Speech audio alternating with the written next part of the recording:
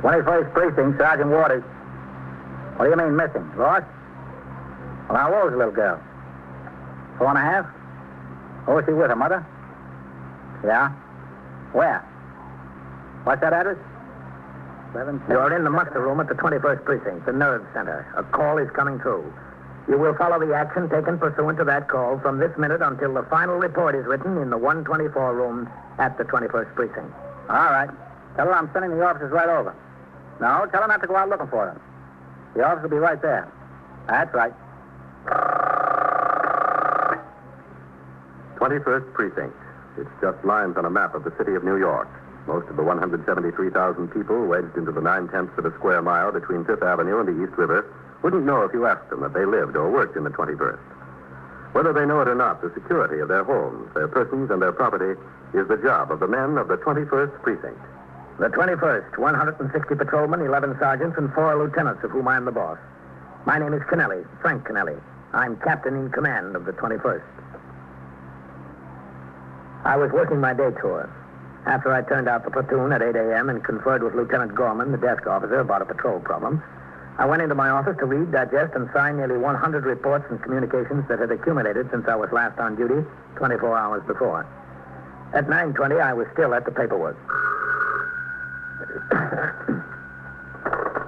21st Precinct, Captain Kennelly. This is Sergeant Waters on TS, Captain. We got a child under 7 reported missing. Where's this?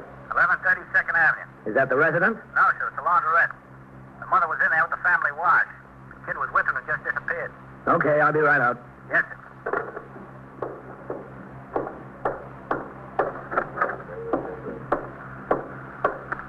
This is Sergeant Waters at 21st. Desk officer here, Lieutenant Gorman wants to speak to Captain Fleischer. 60 Detective District, Captain. Yeah. No, he won't talk to anyone else. It's a notification on a missing child under 7. All right, I'll hold on. You notify CD, Pat? Yes, sir, first thing. Hold on, Captain Fleischer. Lieutenant Gorman. Captain Fleischer on the line. Okay. Captain Fleischer? This is Lieutenant Gorman, desk officer, 21st. We have a report of a missing child under 7. The name is Gloria Solent. Solent. Age 4.5, daughter of Mrs. David Solent. David. 278 East 60th Street. Yes, sir, that's right, East 60th. She was in the company of her mother in Jerry's laundrette at 1130 2nd Avenue. Disappeared. We got it at 9:17. No, sir, not yet. I'm going to as soon as I get through with you. Yes, sir. You're welcome, Captain. You notify the 21st Squad Commander, Pat? I'm going to do it right now. Sergeant, would you ring upstairs to Lieutenant King? Yes, sir. Lieutenant King on the job today? I saw him come in a little while ago, Captain. This is Sergeant Waters on CS, Lieutenant. Lieutenant Gorman would like to talk to you. Yes, sir. Lieutenant King's on the line, Lieutenant. Okay. Hello, Matt. Yeah. Missing child. How'd we get it, Sergeant? The foreman on post there, sir. Vaquero. The owner of the laundrette went out in the street and got him. He rang in with it. Looked all up and down the block in every store. He can't find the kid. So what'd you send over there? Set the cars 2 and 3, Captain. What about a sergeant? Sergeant Burns went sick, Captain. He just had a bad wreck on the East River Drive. Sergeant Collins over there. Well, you better get a patrolman in here to relieve you on TS, Bill. We'll need a sergeant over there to take charge of the uniformed men. Yes, sir. She was wearing blue jeans, a white sweater over a red check shirt, red shoes, white socks. Yeah, man. Let me talk to Lieutenant King when you finish, Pat. Yes, sir, Captain. No, 4.5. Yeah. Well, that's about all we got so far. Just a second, Matt. Captain Kennelly wants to talk to you. Okay, Captain. Thanks. Hello, Matt. Captain. I'll have 5 patrolmen and a sergeant over there, Matt. They're yours. And any more you need. Thanks, Captain. I'm going myself right now. How about you? You want to ride? All right, I'll wait down here for you. Yes, sir. Hello, CB. This is Sergeant Waters at 21st. Okay, Pat, keep your finger on this thing up to the minute. Stay on their tails until that kid is found. Yes, sir, I will. You can count on it. There are few occurrences which are handled with more urgency than the report of a missing child. On the basis of 100 years' experience, the police department of the city of New York has found that although nearly all missing children are eventually located and returned home safely, prompt and thorough police action might prevent an accident or crime involving the child. The action to be taken is described in great detail in the Manual of Procedure and Rules and Regulations 316. With or without suspicion of a crime being involved, the desk officer is obliged to refer the report to the detective squad commander for immediate investigation. As required in no other type of case, The desk officer must, in addition, personally and forthwith notify the captain in charge of the detective district, the immediate superior of the squad commander. Assistance in the form of men, radio motor patrol cars, police launches, emergency service squads, transit police, and the facilities of any other department of the city must be made available forthwith on request of the detective commander in charge. All superior officers of the patrol force must cooperate with the detective commander and render any assistance requested. In compliance with Lieutenant King, I drove over to 1132nd Avenue, Jerry's Laundrette, from where the search was commenced. Okay, Johnny. Captain. See on that. Find a place to park, Johnny. We'll see you inside. Yes, sir. There's Vaccaro. Vaccaro? Yes, sir. Any sign of the child, Vaccaro? No, sir. I've just been rechecking in the stores all along the block. Nobody's seen her. Who's on the job with you here? Cochran and Giordano in Sector Car 2, Lieutenant, and Eisman and Nelson in Sector Car 3. Where are they? Eisman and Nelson are cruising around to see if they can locate the girl on the street. Cochran and Giordano are climbing stairs in the buildings up and down the block. Mm-hmm. Where's the mother? Inside. She brought in the family wash and was sitting talking and reading a magazine after it was in the machine. Let's go in. She looked up when this kid was gone. Go ahead. Yes. Where is she? In back. The proprietor has a little office in back. Is that the proprietor? Yes, sir. Mr. Asher. Just a second. 41, $63, $6, $23, $45, $91. Excuse me if I don't keep these figures going. They get way ahead of me. Mr. Asher, Captain Kennelly and Lieutenant King, Mr. Jerry Asher. How do you do? Hello. How are you? Were you here when the child disappeared, Mr. Asher? Yeah, sure. I was right here, I'm telling you. Everything was peaceful. Nothing but the machines going. And all of a sudden, she lets out this scream, Mrs. Solomon. Uh-huh. Well, I thought she got her hand stuck in the machine or something. I ran up there, and she's yelling something about Gloria, my baby. I don't know. I thought the baby was in the machine. Well, then this other lady, her friend, she told me the lady's kid is gone. I said, calm down. Now, how far could she go? So we looked around the store, in front and in the back. Nothing. We went out on the sidewalk and looked around. There was still nothing. Well, then I was getting worried, too. This policeman came by, and I told him, and that's all I know. The mother's in back? Yeah, in a little office I got back there. Mm-hmm. Who's with her? I left a friend there with her. Well, that friend had to go home, officer. She said she had some soup home on the stove, and she had to turn it off before it boiled away. She said she'd be back. You got her name, Vaccaro? Yes, sir. Mrs. Annabelle Navin, 278 East 60. Yeah, that's right. Mrs. Navin. The same building as the mother. Well, let's talk to her. Yes. Listen, do you need me? Breaks my heart. I don't know. I got a couple kids myself. You get to thinking what could happen. That's all right, Mr. Asher. You stay here. Right in back there on the left. Thank you very much. In here.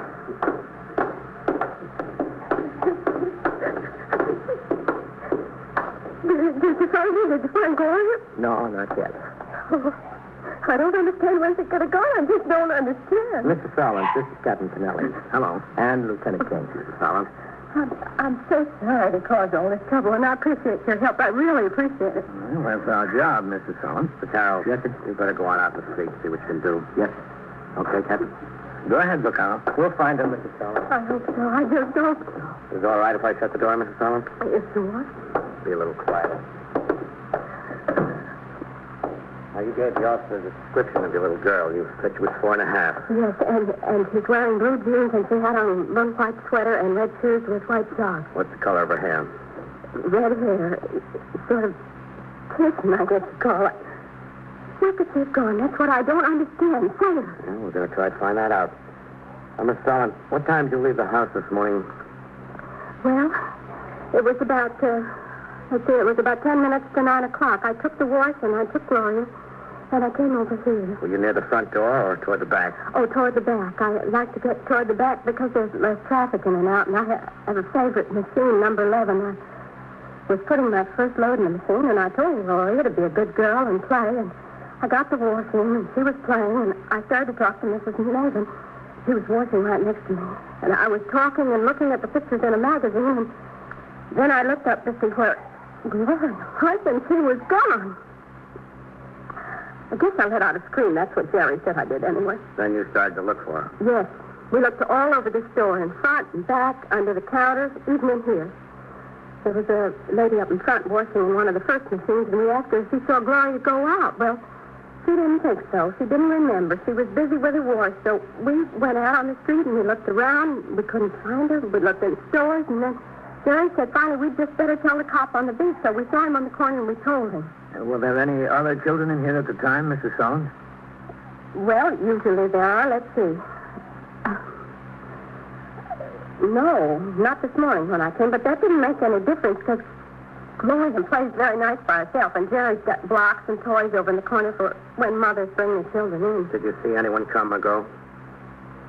What do you mean? Did anyone come into the store you noticed particularly? Well, no. I was talking to Mrs. Nevin and reading. Nobody I noticed. Oh, there was just a laundryman, I think. What laundryman? From the wholesale laundry. You know, some of the customers like to get things like sheets and shirts finished. Jerry has a service, and you can get sheets and shirts and things like that all done for you.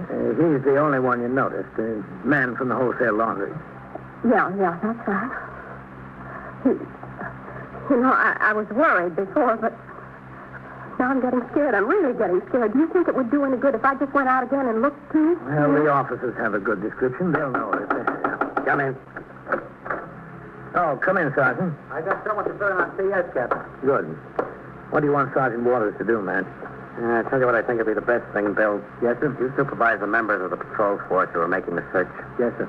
You'll find Vaccaro, Cochran, Giordano, and Eisman on the job. There'll probably be more to come. Yes, sir. I'll get right on it. Excuse me, John. That's all right, Sergeant. Come in, Johnny. Yes, sir. Mrs. Solent, this is Detective Bender. How do you do? I went over to your house, Mrs. Solent. I thought maybe somebody might have found the child and brought her home. But they didn't. No. What's your husband's first name, Mrs. Solent? David. What's his occupation? He's a butcher. He works in Morrison and Market. Have you notified him the child is missing? No. Why not? Well, you see, we're separated. For how long? Since the middle of August. Where's he been living? In a furnished room in the village someplace. I don't know just where. Have you seen him, Mr. Solomon? Oh, yes, he comes to get Gloria on Sundays and brings her home. Is that the arrangement? Yes, every Sunday, and if he wants her more, all right, too. Is he contributing to your support? Oh, yes, every week, just like a clock. Is he satisfied with the arrangement? Well, he never said anything that he wasn't. He's the one that wanted to break up, not me. I was satisfied. Listen, you don't... not Dave. He wouldn't. We'll find out whether he would or not. Bender. Yes, sir. Check him out. Yes, sir, right away. Call me one way or the other. Yes. Oh, I don't think so. I really don't think so. I wouldn't believe Dave could do a thing like that. Why, I couldn't believe that. Well, in this job, Mrs. Solomon, what we believe to be the case doesn't matter. It's what we find out that counts. You are listening to 21st Precinct, a factual account of the way the police work in the world's largest city. Within the next half hour, 13 men from the various commands joined the hunt, and the 17 patrolmen, under the immediate supervision of Sergeant Waters, began a search of every building from the basement to the roof in a 6-block area. They looked in courtyards and in alleyways. They talked to storekeepers and pedestrians. Meanwhile, 4 detectives from the 21st Squad and 2 detailed from 6th Detective District Headquarters were assigned by Lieutenant King to seek out all acquaintances of the mother in the neighborhood, the parents of all the girls' playmates, all the customers known to have been in the laundrette at the time of the disappearance, and to make personal inquiry concerning the child. An alarm describing the girl was teletyped to every precinct in the city, and a radio message concerning her was broadcast to all motor patrol cars in the borough of Manhattan. Despite all the effort, at 10:38 a.m., there was still no sign of her. As I stood by, Lieutenant King telephoned to Captain Fleischer, the commander of the 6th Detective District, from the counter in the laundrette. Could use your wood, Captain. All right, as soon as possible. Matt. Hold on a second, Captain Fleischer. Yes, Captain. If we're going to expand the search, maybe he could put in for some rookies from the academy. We'd get a lot of men, and they could cover a lot of ground. That's a good idea. Captain Tonelli suggests instead of draining men from the precincts, you might want to put in a request for some rookies from the academy. Yeah, it could be a big help in searching all the buildings around here. Yes, sir? All right, yes, sir. I'll keep in touch with you. Thought that was good about the rookies who asked for them. In the meantime, he's requesting the 19th, 20th, and 23rd to send over a car and 3 men each. That's good. He's sending up 2 detectives each from the 19th and 23rd squads, and he's asking the division inspector for 4 plainclothesmen. They all ought to be here within 15 or 20 minutes. Boy, this neighborhood is sure jumping. Well, it'll be jumping more, Mr. Escher. I got to give you credit. When you do something, you do it. You don't kid around. A child that age is pretty helpless. Even if she's all right, she's probably too scared to tell anyone who she is or where she lives. How's the mother doing? How do you think? Yeah. Can you excuse me a minute? I'd like to get in there. Yeah, sure. Oh, this is the headache end of the business. The finished work. A lot of bookkeeping, a lot of complaints, and not much profit. Yeah. But it's a service you gotta have. Mama can come in here and work the machines all she wants. The Papa wants to shoot some professional, so I'm stuck with it. There's another load from the knock the buttons off. Mr. Asher, as we're getting in your way around here, I'm sorry. Who said you're getting in my way? Well, we're required to conduct a search from the point where the child was last seen. Listen, Captain, everybody's doing their part. I'll do mine. We're just about finishing up the next block, Lieutenant. Every building, Sergeant? Every building top to bottom. Basements, roofs, halls. They're knocking on every door. Nothing. We'll just have to keep at it. Well, which way do you want us to go next? Next block east, or you want us to go uptown another block? What do you think, Captain? It's a toss-up, man. Tell you what'll help. Start your men on the next block east. I just spoke to Captain Fleischer. We're getting 9 more patrolmen in here any minute. Oh, good. You start your men east. When they get here, we'll start them on the next block uptown from where you left off. Yes, sir. I'll get them going. You better check the desk closely again. Yeah, that's a good idea, man. Maybe I ought to see how the mother's doing. Yeah, what you would. Hello, this is Lieutenant King. Oh, excuse me, Mr. Asher. Help yourself. Foreman, please. Did you find her? No, not yet, Mrs. Allen. I'm sitting here thinking, what could have happened to her? Now, where could she go? Maybe one of those maniacs. That's the only thing I can think of. No, Mrs. Allen. Well, what else? Kidnappers? What would kidnappers want? I haven't got anything. Dave hasn't got anything. I don't think you ought to jump to conclusions. It's been 2 hours almost. She's just a little girl, 4 and a half. She couldn't just disappear. To where? She wasn't out of my sight 2 minutes. Not 2 minutes. We'll find her. Sure, yeah, but how? When? Alive? Not 2 minutes. Come in. Captain Lieutenant King would like to see you. Any news, did you see her? No, Mrs. Allen. Excuse me, Mrs. Allen. Yes, sure. I brought the husband up, Captain. Lieutenant King's talking to him. Lady, if you want to bring your own soap out, how can I stay in business? Captain Kennelly, Mr. David Sullen. Mrs. Allen?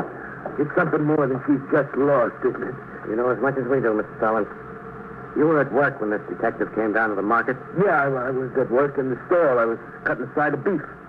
Is that right? He was at work, all right. How long have you and your wife been separated, Mr. Sullen? 2, 3 months, something like that? What was the reason for the separation? Is it necessary to go into that? I think it is. For 7 years we're married. Since the month after I got out of the Army. 7 years. Nag, nag, nag. Be a big shot. Talk better. Dress nicer. Move to Long Island. 7 years. Nagging. Was the glorious would have happened a long time ago, but even with Gloria, enough is enough. Mr. Solent, we know that you love your daughter, and we know you were at work when this thing happened, but if you have anything to do with this, me? Well, I mean, if you sent a friend or a relative or anybody else up here to take that child, we'll find out about it. Listen, You're barking up the wrong tree. Yes, I'm assuming that I am, but just in case I'm not, I want to tell you that we've got 30 men on the job right now, and there are more coming.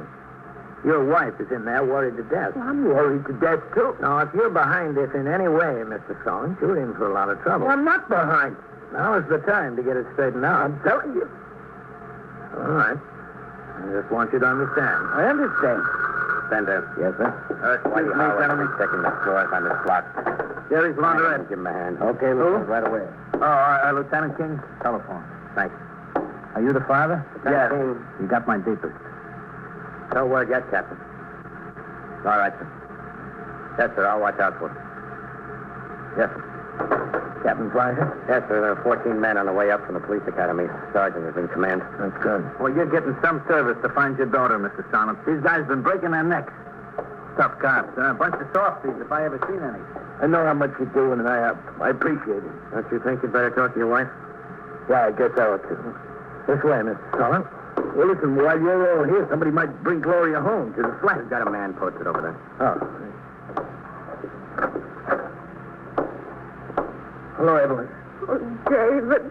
And they'll find her, Evelyn. They'll find her. Now, don't worry. 2 hours for 2 hours. Where could she be? They'll find her, won't they? Well, we're certainly trying. You know how many policemen they got looking? 30. Is that right? That's right. 30 policemen now, more are coming. 50 policemen, Evelyn. How could 50 policemen not find her? I'm glad you came, David. It sounds like... Yeah, I know. Is your cold better? On Sunday, you look bad. Just terrible. I felt terrible. But they'll find her, Evelyn. Believe me. I want to ring in, Captain. I'll go with you, man. But they're going to find her, Evelyn. Don't you worry about it. I wish I was that confident. Me too. It's getting to be a long time. No. If somebody came in and took that girl out of here right from under her mother's nose, he had a lot of nerve. We haven't had a squeal like that around here in a long time, have we? I don't remember any for a year or two. How about in the district? Not that I can recall. Last one I heard about was up in the Bronx, and they got the guy. Yeah. Excuse me, coming through. I gotta push this into the bank. All right, come ahead. I got enough room there? Mr. Asher. Yeah? What's that? That's the bane of my existence. That's a load of finish work to go out in the morning, and I'll have another basket full by then. Excuse me. Just a second. Mrs. Sullen? Yes? Any news? No, not yet. Would you come out here a minute, Mrs. Sullen? What's the matter? You said before that you remember the man from the wholesale laundry coming in while you were doing your wash, before you noticed Gloria was gone. Yes, I did. Mr. Asher, does he take this big canvas basket out with him? Two. Every day, loaded with dirty wash, and he brings in two with clean. Well, was the basket out in the front of the store waiting for him? I didn't see I it. keep him in back. Could Gloria have wandered in the back? Well, yeah, the whole place is open. I let the kids go all over. There's nothing could hurt him around here. There's a million kids come in. I let them wander all over. You've got an idea, Captain. What? I don't get it. Look, folks, you two wait in the office, will you, please? If you think something, we got a right to know it's our baby. Evelyn, please. If they can find her, they will. Go ahead. All right. But you be sure you let us know. Yes, as soon as we find out something. What's the story? I don't get it. Well, there's a chance the girl might have climbed into one of the laundry baskets this morning. The driver was in here then. The mother remembered that much. That's ridiculous. Maybe. Then again, maybe it isn't so ridiculous. What's the name of the laundry you take from? The new Metro. Where are they located? Over on the west side, on Amsterdam Avenue, 68, 69th Street, in there someplace. Do you have the same driver every day? Yeah, this is on his route. And what's his name? Murray.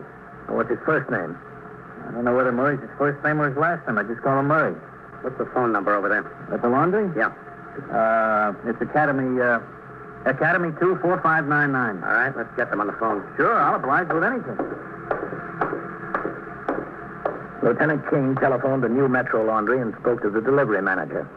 He explained quickly what he was after and secured the telephone numbers along the route of the large truck that had made a delivery and pickup at Jerry's Laundrette shortly after 9 o'clock. After 3 telephone calls, he learned that the truck had just left after making a stop on 1st Avenue near 36th Street. He called the next place the truck was due to stop, a laundry on 38th Street near Lexington Avenue. The truck was expected but had not yet arrived. With Detective John Bender, Lieutenant King hurried to his car and drove downtown to intercept the truck. In the meantime, the search in the neighborhood went on. I phoned CB to dispatch a motor patrol car from the 15th Precinct to the address in case the truck arrived before Lieutenant King. We waited in Jerry's Laundrette for word. I don't know about you, Captain, but the suspense is killing me. It's only a hunch. You undersell yourself. How do you ever expect to be an inspector? Hey, what about the Mr. and Mrs.? Don't you think you ought to let them in on it? No, they might get too hopeful. If it doesn't work, they're worse off than before. Hey, that could be it. Take it. Jerry's Laundrette. Who? No, he hasn't worked here in 6 months. No. I don't know. I haven't got any idea. Look, I can't tie up the phone. I'm expecting an emergency. Yeah, you too. Tell them the truth, they don't believe you. Right punch in the academy got here, Captain. Oh, yes, Sergeant. Should I start them over there going uptown? Well, I'll tell you, Sergeant. You get it, Mr. Asher. Yeah. Jerry's Laundrette. Yeah? Who's this? Did you find a kid? Huh? All right, Captain. Thanks. Captain Canelli. Matt King, Captain. Yes, Matt. The girl was on the truck. Good. They found her. She was playing in the basket and decided to hide under the laundry. Yeah? She thought it was fun being rolled outside. When she got in the truck, she got scared. Uh-huh. Every time the driver opened up the back, she kept quiet from fright. Well, is she all right, Matt? Just fine. Got her a great big ice cream cone. She wants to talk to her mother. All right. Hold the phone. I'll put her on. Sergeant, send those men back to the academy. Yes, sir. Captain. Yeah. She can use the extension in the office. It's a little more private.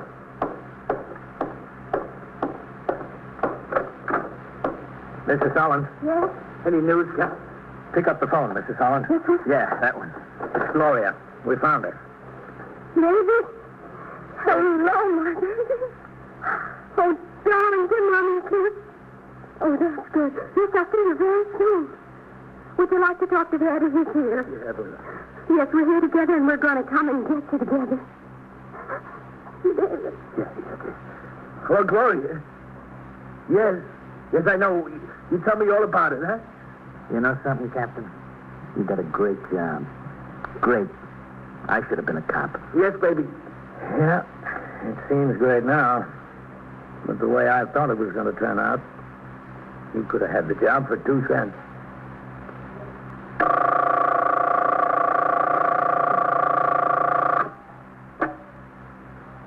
21st Precinct, Sergeant Waters. Where? Well, how do you know he was killed? Now, where is it? Between 3rd and Lexington or 2nd and 3rd? Well, who found him? Oh. Looks like he what? Well, how'd that happen? Yeah? Yeah. All right.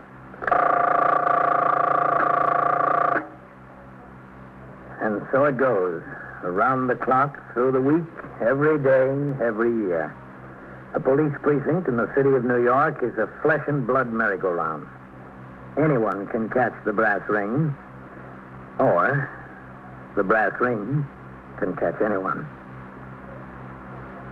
21st Precinct, a factual account of the way the police work in the world's largest city, is presented with the official cooperation of the Patrolmen's Benevolent Association, an organization of more than 20,000 members of the Police Department, City of New York.